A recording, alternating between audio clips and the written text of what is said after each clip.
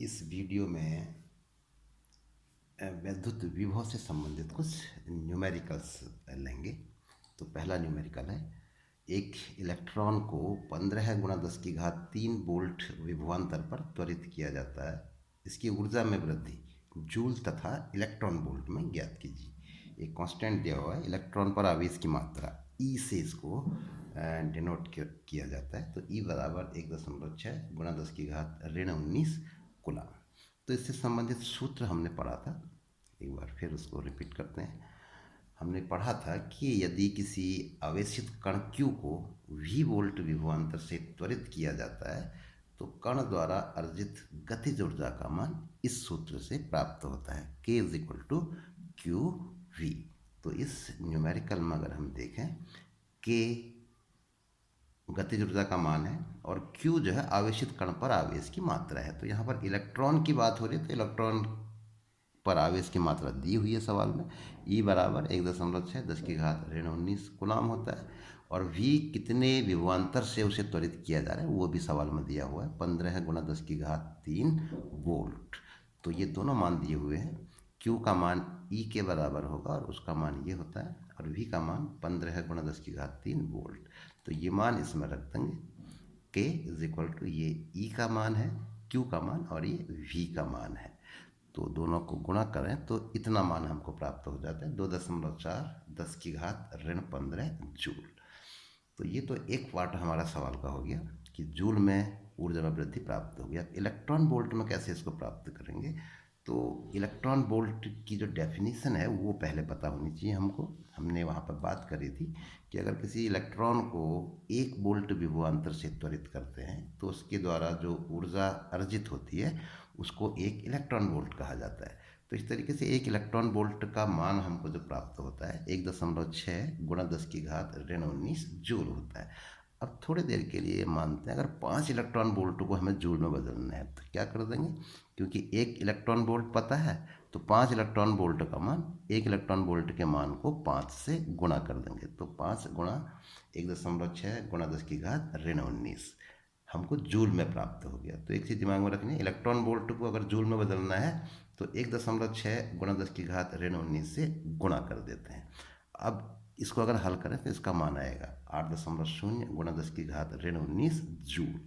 अब अगर हम ये कहें कि 8.0 गुणा 10 की घात ऋण 19 जूल को इलेक्ट्रॉन वोल्ट में बदलना है तो कितना होगा, 5 इलेक्ट्रॉन वोल्ट। अभी इसका मान हमने निकाल रखा है। तो अब ये 8.0 से 10 की घात ऋण 19 से 5 कैसे मिलेगा? अगर हम इसको 1.6 गुणा 10 की घात ऋण 19, यही कन्वर्जन फैक्टर जो ऊपर है ये, इससे अगर भाग कर दें तो जूल को इलेक्ट्रॉन वोल्ट में बदलने के लिए 1.6 गुणा 10 की घात ऋण 19 से भाग देते हैं और इलेक्ट्रॉन वोल्ट को जूल में बदलने के लिए 1.6 गुणा 10 की घात ऋण 19 से गुणा करते हैं। तो ये बदलने के लिए कैसे इसको हम कर रहे हैं ये अपने दिमाग में सेव होना चाहिए। तो जूल को अब इलेक्ट्रॉन वोल्ट में बदलना है तो क्या कर देंगे, इस संख्या को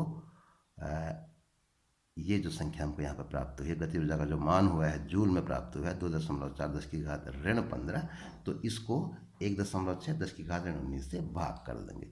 तो इस तरीके से के का मान हमको प्राप्त हो जाएगा, 2.4 गुणा 10 की घात ऋण 15 को 1.6 गुणा 10 की घात ऋण 19 से भाग कर देंगे। तो इसका मान हमको प्राप्त हो जाएगा 15 गुणा 10 की घात 3 इलेक्ट्रॉन वोल्ट। तो इलेक्ट्रॉन वोल्ट में ये मान प्राप्त हो जाएगा। अब यहाँ पे एक चीज़ और ध्यान देने वाली है कि इलेक्ट्रॉन को हमने जितने वोल्ट से त्वरित किया था, 15 गुणा 10 की घात ऋण वोल्ट से त्वरित किया है, ये दिया हुआ है सवाल में। तो ये आंसर भी हमारा इतना ही आया, 15 गुणा 10 की घात 3 इलेक्ट्रॉन वोल्ट। तो एक सिंपल सा नियम हम इसको कह सकते हैं कि किसी इलेक्ट्रॉन को जितने वोल्ट विभवांतर से त्वरित करें उसकी ऊर्जा उतनी ही इलेक्ट्रॉन वोल्ट हो जाती है। एक महत्वपूर्ण कन्वर्जन फैक्टर है यहाँ पे। तो इसका कई जगहों पर अगर हम सीधे सीधे उपयोग करें तो तथ्यों को हम एक शीघ्रता के साथ समझ सकते हैं। अगला न्यूमेरिकल अब लेते हैं। संलग्न चित्र में 3 आवेशों को समायोजित किया गया है, अभी दिखाते हैं इस चित्र में। तो निकाय की कुल वैद्युत स्थितिज ऊर्जा का मान ज्ञात करना है। तो इसमें दिखाएंगे हम जहाँ पर Q रखा हुआ है और A जो है वो इस त्रिभुज में भुजा का मान है, तो Q का मान दे रखा है कूलाम में। तो इस तरीके से एक त्रिभुज है, त्रिभुज की तीनों भुजाएं A हैं। इस तरह से एक समबाहु त्रिभुज ये हुआ और इसके 3 शीर्षों पे ये आवेश रखे हैं। यहाँ पर -4Q रखा है, इस सिरे पर +Q रखा है, इस सिरे पर +2Q रखा है। तो इस निकाय की कुल वैद्युत स्थितिज ऊर्जा हमको ज्ञात करनी है। तो इस सवाल को हल करने के लिए हमें पता होना चाहिए वैद्युत स्थिति ऊर्जा का सूत्र क्या होता है। तो इससे पहले हमने पढ़ा था, अगर Q1 Q2 दो आवेशित कण हैं और एक दूसरे से r दूरी पर हैं, तो इस निकाय की जो स्थिति ऊर्जा का सूत्र होता है वो ये होता है, U बराबर 1/4πε0 Q1 Q2 बटा r, आवेशों का गुणनफल और बटा उनके बीच की दूरी। तो दो आवेशों के केस में तो ये होता है। ऐसे हमने वहाँ पे और भी एक बात कर ली, अगर 3 आवेश हों तो 3 आवेशों के केस में क्या होता है, जैसे Q1 Q2 Q3 3 आवेश हैं, इनके बीच की दूरियाँ 1-2 के बीच की दूरी r12 r23 और एक 3 में r13। तो इस निकाय की जो स्थिर ऊर्जा का सूत्र था ये हमने वहाँ पर पढ़ा था 1/4πε0। तो कैसे हैं इसको समझना है। अब कैसे 3 आवेश हमारे पास थे, तो इस 3 आवेशों में हमको 2-2 के युग्म, क्योंकि 2 के लिए हमको स्थिति ऊर्जा का सूत्र पता होता है, तो 2-2 के संयोग बना लेंगे। तो एक Q1 Q2 का एक संयोग बनता है, Q2 Q3 का दूसरा संयोग बनता है और Q1 Q3 का तीसरा संयोग बनता है। तो हर संयोग की स्थिति ऊर्जा एक समान सूत्र होता है, Q1 Q2 बटा r12, Q1 Q2 बटा r23 और Q1 Q3 बटा r13। तो इसी सूत्र का यहाँ पर भी उपयोग हमको करना है। तो इसको कैसे हम हल करेंगे, दिए गए निकाय की कुल वैद्युत स्थिति ऊर्जा दो दो आवेशों को लेकर बने कुल 3 संयोगों, क्योंकि 3 आवेश हैं तो 3 संयोग बनेंगे। कौन कौन से बनेंगे, एक तो ये हो गया, यहाँ पे +Q और -4Q का एक संयोग ये बन गया, दूसरा संयोग ये बन गया Q और 2Q का, और तीसरा संयोग ये बन गया +2Q और -4Q का। तो इस तरीके से इनके अलग अलग निकाल ले। तो पहला संयोग +Q और -4Q, इस संयोग की जो स्थिति ऊर्जा होगी कितनी हो जाएगी, स्थिति ऊर्जा का सूत्र हमको पता होता है, U1 अगर हम इसको कह दें, पहला संयोग 1/4πε0, पहले आवेश का मान दूसरे आवेश का मान बट्टे आवेशों के बीच की दूरी। अब ये सभी के लिए समान है तो A हो जाएगा। इसी तरीके से दूसरा संयोग है हमारा +Q और +2Q, इस संयोग की स्थिति ऊर्जा, तो U2 इसको कह देते हैं 1/4πε0, पहला आवेश हो गया +Q, दूसरा आवेश हो गया +2Q बटा A। ऐसे ही U3 का मान हो जाएगा, तीसरा संयोग हमारा ये बचता है +2Q और -4Q वाला, तो +2Q -4Q संयोग की स्थिति ऊर्जा U3 इसको कहेंगे 1/4πε0, पहला आवेश 2Q है, दूसरा आवेश -4Q है, तो इनका गुणनफल आएगा बटा इनके बीच की दूरी A आएगी। तो ये मान होंगे। अब इसको मौखिक हम हल कर सकते हैं, जैसे पहले वाले में क्या हो जाएगा -4Q², दूसरे वाले में क्या हो जाएगा 2Q², ऐसे तीसरे वाले में क्या हो जाएगा 2 और 4 का गुणनफल, तो -8Q² हो जाएगा। तो इस तरीके से कुल ऊर्जा जो होगी वो तीनों को जोड़ के प्राप्त हो जाएगी। तो निकाय की स्थिति ऊर्जा यानी कि सबकी मिला के तीनों को जोड़ेंगे तो ये फैक्टर सब में आएगा 1/4πε0, Q² सब में आ रहा है, A भी सब में आ रहा है। तो पहले वाले में से -4 बच जाएगा, दूसरे वाले में से +2 बच जाएगा और तीसरे वाले में से -8 बच जाएगा। तो इसको हमें हल करना है। तो -8 -4 -12 हो गया और +2 तो -10 बचा, तो इसलिए ऋण चिन्ह हमने पहले ले लिया, -1/4πε0 10Q² बटा A हो जाएगा।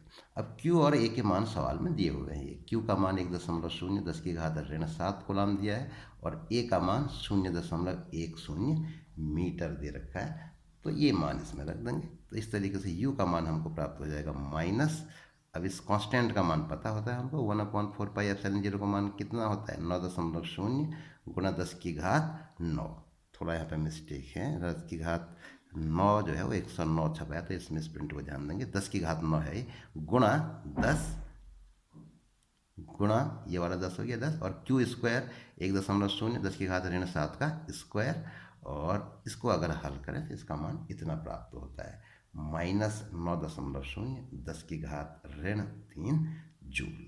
तो यही हमारा आंसर होगा। एक और आगे को न्यूमेरिकल देखते हैं। दो बिंदुओं के बीच विभवांतर 50 वोल्ट है। एक बिंदु से दूसरे बिंदु तक 2.0 गुणा 10⁻⁵ कूलाम आवेश को ले जाने पर कितना कार्य करना होगा। तो जैसा इस न्यूमेरिकल को पढ़ के दिमाग में आ रहा होगा, ये विभवांतर की परिभाषा पर आधारित एक न्यूमेरिकल है। तो विभवांतर को कैसे हमने परिभाषित किया था, किसी वैद्युत क्षेत्र में अगर दो बिंदु हैं तो उन दो बिंदुओं के लिए कहा गया है वैद्युत क्षेत्र के भीतर एकांक आवेश को एक बिंदु से दूसरे बिंदु तक ले जाने में किए गए कार्य को उन दो बिंदुओं के बीच विभवांतर कहते हैं। अगर ए और बी दो बिंदु हैं वैद्युत क्षेत्र में, तो ए बिंदु से बी बिंदु तक ले जाने में किया गया जो कार्य होगा उसको इस तरीके से परिभाषित करेंगे, VV माइनस VA, यानी कि उन दो बिंदुओं के बीच विभवांतर बराबर W/Q0। तो ये विभवांतर की परिभाषा हमने पढ़ी थी, तो इसी परिभाषा पर आधारित ये सवाल है। तो यहाँ पर अगर हम देखें तो इस तरीके से इसको कह सकते हैं, अगर क्रॉस मल्टीप्लाई कर दें तो W बराबर क्या हो जाएगा, Q0 बट्टे में है तो दूसरी ओर जाके गुणा हो जाएगा, तो ये विभवांतर का मान है, तो Q गुणा विभवांतर। अभी Q0 हमने डेफिनेशन में परीक्षण आवेश के लिए कहा था, अब यहाँ पर कोई भी आवेश, जो भी आवेश लिया गया उसका मान आ जाएगा, तो W बराबर Q गुणा विभवांतर, इसी सूत्र से प्राप्त होगा। ये दोनों मान दे रखे हैं, एक दूसरे बिंदु, इतने कूलाम आवेश को इतने विभवांतर के दो बिंदुओं के बीच ले जाने में किया गया कार्य। तो V का मान 50 वोल्ट दिया हुआ है और Q का मान 2.0 10⁻⁵ तो ये दोनों मान इसमें रख देते हैं। Q का मान 2.0 10⁻⁵ और विभवांतर 50 वोल्ट, दोनों MKS पद्धति में है। तो इसको अगर हल कर देंगे तो इसका मान हमको ये प्राप्त हो जाएगा 10⁻³ जूल। तो यही हमारा आंसर होगा। एक न्यूमेरिकल और देखते हैं, +5 गुणा 10⁻⁷ कूलाम तथा -5 गुणा 10⁻⁷ कूलाम, दोनों आवेशों के परिमाण बराबर हैं और प्रकृति विपरीत है, एक धनात्मक है दूसरा ऋणात्मक है। तो इन दो आवेशों के, दो आवेश दे रखे हैं, तो के दो बिंदु आवेशों के बीच की दूरी 1.0 सेंटीमीटर है, बीच की दूरी दे रखी है इनकी। इन आवेशों से बने द्विध्रुव की अक्ष पर, तो ये एक वैद्युत द्विध्रुव होगा जैसा हम देख रहे हैं इसमें, तो अक्ष पर कह रहा है, तो अक्षीय स्थिति यानी कि अनुदैर्ध्य स्थिति वाला सूत्र हमको अप्लाई करना होगा। केंद्र से 50 सेंटीमीटर की दूरी पर स्थित बिंदु पर वैद्युत विभव की गणना कीजिए।